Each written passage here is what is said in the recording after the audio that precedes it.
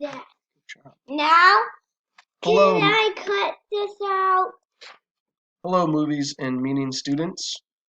I'm making this video to remind you of the expectations over break. You are responsible for checking Echo Agenda every single day. I will be posting new assignments every day. I will also be making YouTube videos to explain what is due. If you do not turn something in on the due date, then you will be earning a 0 on that assignment. I will allow retries the first couple of days. If you do not understand something or complete something, it is your responsibility to turn it in. A lot of people yesterday did not turn in the Diction Visual Dictionary presentation. I explained that in class, and some students were not attentive when I was explaining it and going over examples. So please email me with questions. Remember, zeros are permanent unless you email me with a reasonable explanation of why you were not able to turn something in on time, or you email me with questions about what to do. A valid reason for not turning something in would be a family emergency, or your computer or internet not working, but you must email me.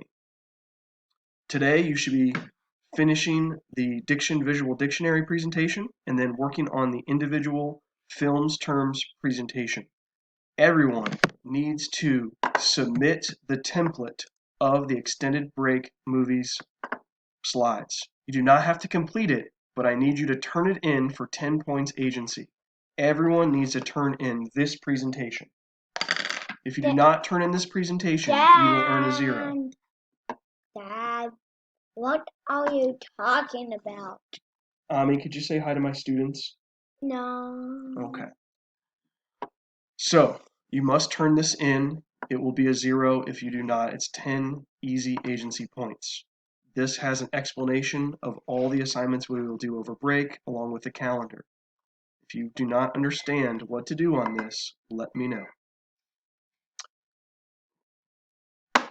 Then, Body but you need to do the film terms presentation. It's individual this time. I want you to watch a movie and pick